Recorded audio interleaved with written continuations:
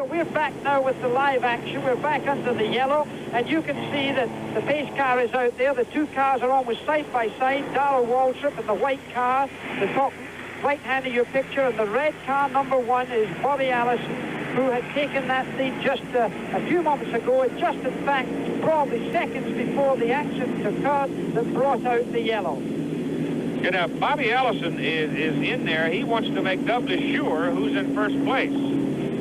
So right now, let's go to Chris Economaki. And Allison and Waltrip both think they're leading. They crossed the line almost abreast, and they're fighting with the pace car driver. You know, growing up in Alabama, there are a few things you learn early on, like the 4 seasons. Almost summer, summer, still summer, and Christmas. You learn all soda is Coke, and if you want fancy Coke, it comes in a Bear Bryant 315 bottle. And speaking of Bear Bryant, it was important that you knew his famous quotes, such as when asked if he took any pauses away from a tie, he said, "Hell no, a tie is like kissing your sister." This quote is really only appreciated among Alabama fans. During my worldly travels in the military, surrounded by people from outside of the Deep South, whenever the situation presented for me to interject this saying, it created confusion, followed by a response of, "But I thought that's what you like to do in Alabama, make out with your sisters." I would have to explain, kissing sisters? No, but kissing cousins. Yeah, Daddy, let me tell you.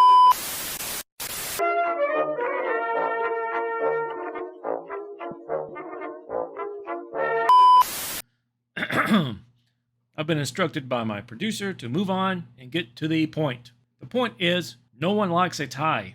As of the making of this video, 204 drivers have won a cup race. That covers almost 75 years of racing, numerous tracks, and around 3,000 drivers who have competed in NASCAR.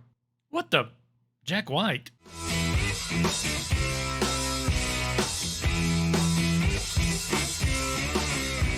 Let's get more specific. Only 63 drivers have won 10 or more races. Only 14 have won 50 or more. How about 84 wins? There are only 3 drivers who have won more than 84 races. The King, the Silver Fox, and the Rainbow Warrior. You would think reaching 84 wins not only puts you in the upper elite tier of NASCAR, but surely you stand alone. Yes to the first part, not so fast on the second part. Bobby Allison and Darrell Waltrip are tied with 84 wins each. Along with being tied, the names Allison and Waltrip are linked throughout NASCAR history, and there are many layers to this story. Let's start way back in the 70s with a team called Dyggard Racing. They began racing in 1973 with a car built in Bobby Allison's shop. Their driver was Bobby's brother, Donnie. However, by 1975, Dyggard no longer believed Donnie was a winning driver, fired him during the season, and he was replaced by Darrell Waltrip. This was Waltrip's first big break in NASCAR, and he had a lot of success with Dyggard, but conflicts between driver and owner caused a very public and ugly separation following the 1980 season. Upon his departure, Waltrip would claim Dyggard would never win a championship, as he himself would go on to win the championship in 1981, driving for Junior Johnson Associates in the number 11 car. Guess who finished second in 1981? Bobby Allison. And to add another layer, Allison had once driven for Junior Johnson for one season in 1972, where he finished second in points, but parted after the season and not on good terms. Waltrip would repeat as champion in 1982, and who finished second? Bobby Allison, this time driving for Waltrip's former team, Dyggard.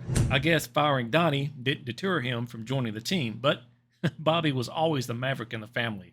How about 1983? Bobby Allison won the championship, his first and only championship. Who finished second? Darrell Waltrip. Oh yeah, Allison was still driving for Dyggard, the team Waltrip said would never win the championship. As you can see, these two drivers had quite the history. No secret, during this time, they did not like one another. Bobby Allison was asked who was the one driver he enjoyed beating more than the others. Did he say Richard Petty, David Pearson, Cale Yarborough? No, he said Darrell Waltrip. As a young driver, Waltrip had a way of getting under your skin, often calling out his veteran counterparts. He was very brash, cocky. This rubbed a lot of drivers the wrong way. The name Jaws was not a term of respect, commentary on how Waltrip loved to run his trap. All of this would lead to a career-long rivalry. Bobby Allison and Darrell Waltrip. It didn't just stop with them. Waltrip would also have issues with Bobby's son, Davey. Allison and Darrell Waltrip trying to root his way under Davey Allison, and he does it. So Ricky Rudd now is in the lead. Waltrip had second there for a moment, but slipped coming off the second corner. Now he gets it again, and Davey Allison is back to third. He and Davey Mason. And Waltrip goes around. Nice save. Didn't hit anything. Whew. Well, this is...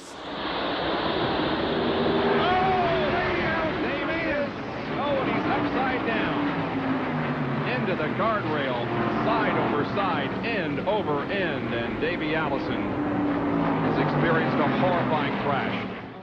Main thing is how's Davey doing? You know, he and I got together on that deal over there, but it was nothing I could do. He just kept cutting and cutting, and when we hit, he just turned and went right into the infield. So I don't know what y'all saw, but we did get together. And there's Davey Allison's car, and believe it or not, he's in it. Going to give it a go despite a shattered arm being in a cast. It's been a remarkable comeback and a remarkable story. For Davey Allison's crash with Darrell Waltrip not only produced physical injuries, but some bruised feelings as well. Friday, when Darrell Waltrip wheeled his car out to qualify, he was greeted with a crescendo of boos. I didn't cause that wreck. I tried to avoid it. I don't drive that way. I think people that know me understand me and know that I don't drive that way. I give a lot more than I've ever taken. Davey suffered a broken arm and collarbone, but the wreckage shows how very fortunate he was. Davey said he bears Darrell Waltrip no animosity, but Davey's dad, a former stock car champion, was not so generous. I don't think that he started the lap saying, boy, I'm going to wreck old Davey. And I don't think that he went into the tunnel turn saying, I'm going to wreck old Davey. And I don't think that he went across behind Davey saying, I'm going to wreck old Davey. But as the thing developed, I think he said, sure won't hurt to send him out for a little wild ride. Whatever the circumstances were, it doesn't deserve going around and calling me names and talking about me being the kind of guy that they say, that the Allisons say I am. I don't think, I'm just not that way. In a way, it's fitting they would end up tied, but there's more to this story. Many moments that could have changed their final win total. Bobby Allison and Darrell Waltrip combined to run in 1,527 races. When you compete in that many races, there are going to be a few controversies or disputes along the way. If you're an Allison fan, you may say, well, he's actually got more than 84 wins. One of the missing wins in question came in 1971. Due to reduced sponsorship money, some Winston Cup teams chose not to enter some of the smaller prize money races of the large 48-event season. This led NASCAR to allow its minor league Grand American Series drivers to enter 6 of the Winston Cup races. For these races, Grand American Series pony cars, such as the Chevrolet Camaro, Ford Mustang, and AMC Javelin, were competing against the larger Grand National Series cars featuring the Chevrolet Chevelle, Ford Torino, Dodge Charger, and Plymouth Roadrunner. During the 1971 Myers Brothers 250 at Bowman Gray Stadium, the first car to cross the finish line was driven by Allison. Knowing that a pony car would handle better on the flat track of that race, Allison chose to race his Grand American 1970 Ford Mustang. NASCAR had co-sanctioned races with various series in the past. In such cases, the win counts only in the series in which that driver's car was sanctioned. So Allison crossed the line first in a car that belonged to a subseries. Thus, it would not count as a winner in the main series. Another missing win came in 1973 at Charlotte Motor Speedway. The first 3 cars to cross the finish line were driven by Cale Yarborough, Richard Petty, and Bobby Allison. These facts are not disputed. What is disputed is the legality of the first 2 cars' engines.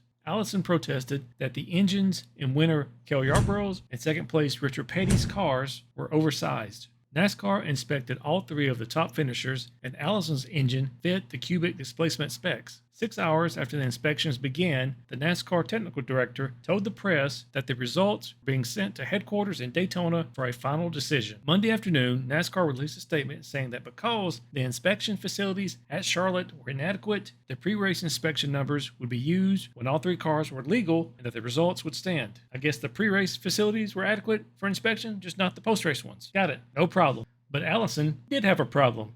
He threatened to not only quit NASCAR, but sue them as well. It was not until after a private meeting with NASCAR President Bill France Jr. a week later that Allison changed his mind, Speculation was that Allison had been bought off. Allison wouldn't confirm or deny it, saying only that he had received satisfactory restitution. The results were never changed. You may be saying, Benjamin, it all evens out, and this may be in reference to some of Allison's controversial wins, like the 1982 Daytona 500, also known as Bumpergate. Right there with Harry Ganton, that green and white car number 33. Bobby Allison dropping on the inside. Being closely following our second camera car. And there's something broken away from the car there going through turn 4. It looked like the rear spoiler. Let's see who it came off from. It was right. There's a car in the wall. A big shot coming out of turn number 4. Milliken has crashed, and there's cars slithering and sliding down into turn number 4. But I really think that piece of a car came off one of the front runners, and that must have caused the mayhem further back in the field. And that's Joe Milliken's number 50. Joe Milliken was one of the guys that I had down as an outside shot of winning this race. There's what came off. Looks like a bumper came away. What happened here? There we see the thing flying through the air. See, it definitely came off that first bunch of 10 cars. And I guess it lands on somebody. Yes, it hits Joe Milliken right in the windshield there. Is that Milliken that finally loses? Yes, it was. It was Milliken. It landed right on his windshield. Well, no wonder he lost control. It's the bumper off car number 88, they say, the Allison car. Tests were performed on a car without its rear bumper, and it was discovered that the car was faster, handled better, was 70 pounds lighter without the bumper. It's been claimed that Allison and his crew modified the bumper so that it would fall off easily at the beginning of the race. NASCAR never fined him, and the victory stands to this day. Allison and his crew denied the allegations. In Allison's biography, Miracle, Allison explained that NASCAR inspectors told the Dalgar crew to move the bumper on its mounting points. The team simply tack welded the bumper back at the acceptable position, but forgot to properly secure it. So we have 2 possible wins not awarded to Allison, and 1 win he did get with a bit of controversy. How about Waltrip? Well, his case for missing wins is arguably not as strong as Allison, but also, Waltrip doesn't really have a glaring controversial win. Let's get into it. One missing win you could reference for Waltrip was in a race he won, but Donnie Allison is listed as the official winner. I told you a lot of layers to this Allison-Waltrip story. In 1977, Darrell Waltrip relieved driver Donnie Allison at Talladega. Waltrip would go on to win the race, but since Donnie Allison started, he was credited the win. So the driver who replaced Donnie at Dalgard would get in his car and win. Probably helped to reaffirm Dalgard owner Bill Gardner's decision to fire Donnie. Waltrip was not only winning for Dalgard, but he was getting into their former driver's car and winning in that car as well. But like I said, not a very strong case because those have been the rules since the beginning of NASCAR. How about missing win number 2? Sort of, maybe.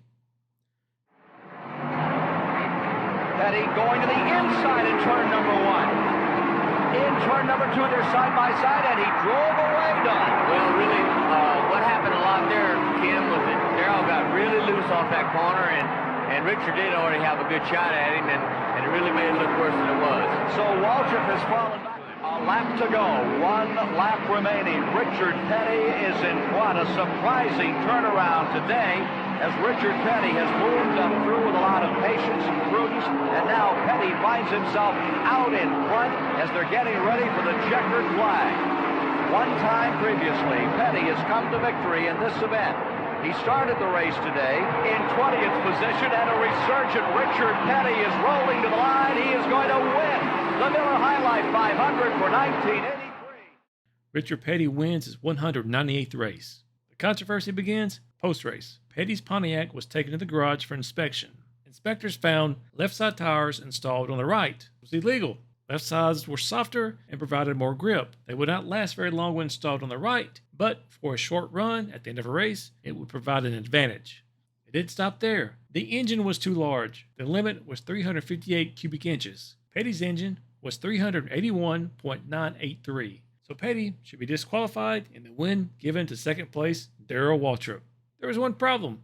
NASCAR couldn't find Darrell Waltrip's car. Where was it?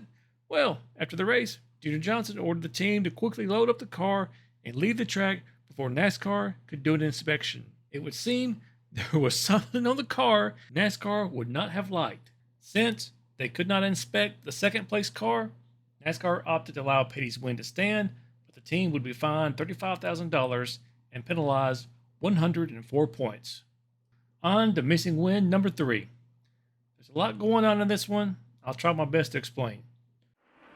Yeah, I don't think he wants to stay out there too long because Earnhardt will probably run a good second or a second and a half faster than will Waltrip with the new tires on. And I'll tell you, here comes Waltrip right now. He's not going to stay out there too long.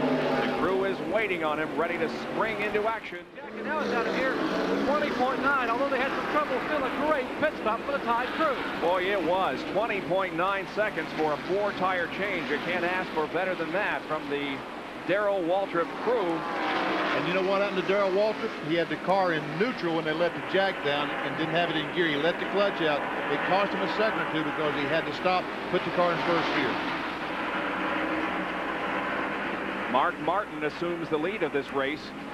So he was in the pits just before Earnhardt came in. So Spin down in turn 1. Kenny Wallace is involved. Kenny Wallace slams the wall in turn number 1. And a lot of pit stops were made just a couple of laps too soon, weren't they? Darrell Waltrip, what, 2 laps? 2 laps too soon. He could have had the entire field a lap down, I think.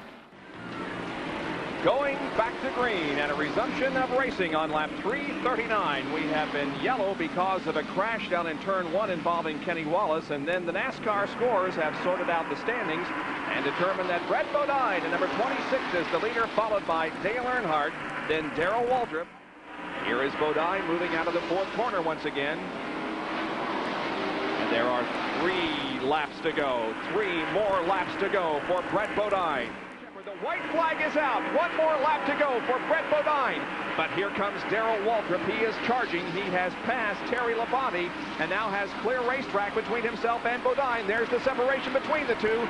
Can Brett Bodine hold on for his first Winston Cup win? Here he comes off the 4th corner. He's going to do it. Brett Bodine wins the first Union 400. Waltrip was leading, pitted under green. Shortly after he pitted, a caution flag came out. Pace car mistakenly picked up Dale Earnhardt as the race leader, putting Brett Bodine almost a full lap in front of the entire field. 17 laps of caution go by as NASCAR tried to figure out the order. Now, this comes directly from NASCAR Public Relations Director. Quote, "We messed up by throwing the caution on the second place car. It kept Bodine in the lead. He slipped into the pits and came out without losing the lead because the pace car was keeping the second place car back. We messed up by picking up the wrong car. It was a judgment call." Waltrip filed a protest post-race, only to be denied on the grounds that judgment calls were not subject to protest or appeals. Larry McReynolds, crew chief for Brett Bodine, would state, "Waltrip had 83 laps to try and pass Bodine, but he couldn't." Just as Waltrip's missing wins do not have strong cases, it's hard to pinpoint any controversial win, unlike Bumpergate, which was obvious for the world to see. You hear a lot of references to the engine that detonated just as Waltrip took the checkered flag, supposedly destroying the evidence of something illegal after he won the race, but that was during an all-star race. Now, if you listen to interviews given by Waltrip, he openly talked about running nitrous, dropping lead shot from the frame, but not in reference to any specific race he won. So here we are, tied. How do we settle this? I don't know if we can, but it could have been settled on the track in one specific race. One race that could have made this a non-issue, at least for Allison. This one race serves as a barometer of how these two legendary drivers competed, and, in a way, sums up their careers. Bit of bad luck for Allison, bit of maximizing every opportunity for Waltrip. It was the 1977 Rebel 500 at Darlington Speedway. As the starting field of NASCAR Grand National stock cars move off the grid now to have their run in the Rebel 500 on this original super speedway, I'm reminded of the plaint of so many drivers who have run here, who have won here, and who have lost here. Many of them say they're quite sure this racetrack exists solely to defeat them because it is one of the toughest racetracks anywhere. Hello, everybody. I'm Keith Jackson. Yeah, you know, since I'm from Alabama, I gotta love Keith Jackson. He called many Alabama football games. And now let's very quickly set the field for you. Up front, starting off the pole in car number 21, it'll be David Pearson, the Woods Brothers Mercury. Outside, it'll be Cale Yarborough running alongside Pearson. We're at this pretty green right now. Donnie Allison, Darrell Waltrip, row number 2, Buddy Baker, Benny Carson, row number 3. The green is out, and we are racing at Darlington in the Rebel 500. David Pearson The fastest qualifier in the polls are the man jumping into the lead with Yarborough. Ducking into second place, Darrell Waltrip drops into third. Donnie Allison runs fourth. And running here at the Darlington International Speedway, and it is Richard Petty holding the lead in the Rebel 500. And we come back at 307 laps. We're going for... Well, I had a good shot to get a lap back on Richard, and he squeezed me off on the wall. You know, and when I came by him, I cut up into him a little bit too soon, and you know, I don't want to put Richard out, but by the same token, if I got a fair shot, I feel like I ought to be able to get it. With the tire mark side wall of his car, where, of course, Donnie Allison, as we just mentioned, brushed with him as they were going into turn one. I couldn't quite understand that because they were under the yellow at the time. I'm not sure that Donnie Allison realized that. He may have had a very sore head at the time. Probably his ear had turned over inside his crash helmet. Not an unusual thing for a racing driver. You don't feel it for a while. You get very numb, and then it really starts to pain you. You get headaches with it, and of course your concentration goes. So I'm sure he did the right thing by coming in and changing with his brother. And Bobby Allison, of course, is now in car number one. If you didn't catch that, let me try and explain. Donnie Allison had an issue with Richard Petty on the track. This was under a caution. I don't have a clip of the incident. Shortly after, Donnie gets out of the car, and remember that win attributed to Donnie Allison when Darrell Waltrip served as the relief driver? Here we go again. Bobby Allison's car had dropped out with a battery issue, so when Donnie needed a relief driver, Bobby took over the number one Hawaiian Tropic car. Now, sitting right in behind Richard Petty, you see Bobby Allison driving Donnie Allison's car number one. He is a lap down to Petty. He, however, is not a lap down to anybody else, and he's moving up alongside of Petty and unwinding himself right here going into turn number three. And so, if Bobby Allison should be lucky and get another caution here, yellow flag, that would enable him to close right on around and be at the end of the pack, and once again back in challenging position. There we got a car on the wall, banging up there. It is Benny Parsons, car number 72, in between turns 3 and 4. Broke loose, hit the wall, got it down out of traffic. The yellow light is out again. And so Benny Parsons, who was running in the number 5 position, breaks loose between turns 3 and 4. That brings out the caution flag. That enables Bobby Allison, remember the point we just made, that enables Bobby Allison to come right on around and close in to become very much a factor in the final few laps of the Rebel 500. So, and Darrell Waltrip could be said to be the young up-and-coming protege, if you like, because I'm sure he's going to be one of the great big stars of tomorrow. Relationship of the pursuers to the leader. There you see the white car with a white hood. That is number 21, David Pearson, running in second place. In the dark maroon car, it is Bobby Allison driving in relief of his brother Donnie. And it's Darrell Waltrip farther back, and then Richard Petty is right behind Darrell Waltrip. We have now 19 laps to go in the race. It seems to me that the car of Bobby Allison, the number 1 car, is handling a little better than the car number 21, the Mercury of David Pearson. David Pearson's car occasionally gets loose. You can occasionally see a little tire smoke coming off the Pearson car. Bobby Allison is really able to go on more of the racetrack, and I wouldn't be surprised to see Bobby making a pass pretty soon. He's going to have to do it pretty soon because there aren't too many laps left, and he's trying to make a move right now. Bobby moving up alongside of David Pearson. Kitty Allison is just getting over a broken hip. Your sons are having themselves quite a day here in Darlington. And Bobby Allison has the lead. Bobby Allison, who won this race, and we've got a big mix-up up in turn number 4. We got cars all over the racetrack. In turn number 4 as Allison jumps into the lead and gets it, and the yellow flag is out. We had a half a dozen cars that looked like tango up in turn number 4. Now they'll start sorting them out, but Bobby Allison will hold that position in front of David Pearson. It is not inconceivable but what this race could finish under the yellow. The pace car is on the track right now. We have 4 laps to go. 4 laps to go. I think the race is going to finish under the yellow. They're frantically trying to clean it off so that we can have a drag race to the finish. You see Bobby Allison driving up alongside the pace car. He's talking to them. Darrell Waltrip right in behind the pace car. Richard Petty is right there. Now, David Pearson ducked into the pit and took left side tires.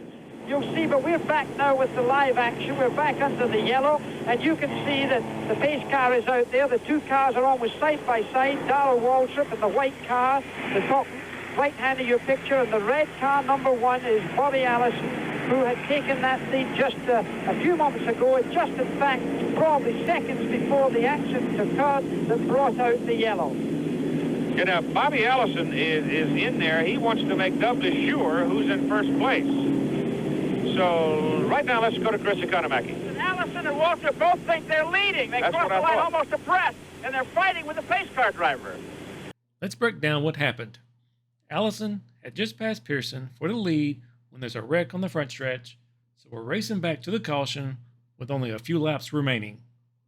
Darlington, and Bobby Allison has the lead. Bobby Allison, who won this race, and we've got a big mix-up up in turn number 4. We got cars all over the racetrack. In turn number 4 as Allison jumps into the lead and gets it, and the yellow flag is out. We had a half a dozen cars that looked like tango up in turn number 4. I'm not sure who is driving this yellow car. I think maybe it's Cecil Gordon, but keep an eye on him as he works his way through the wrecked cars. Now they'll start sorting them out. Here comes the leader, Bobby Allison, and the number 1 Hawaiian Tropic car. But Bobby Allison. Now initially, you may think this is David Pearson because he was right behind Bobby Allison. No, that's actually Darrell Waltrip. Where's Pearson? Well, as he went into the final turn, he got loose, got on the wall, and slid down the track, and this is him way down here.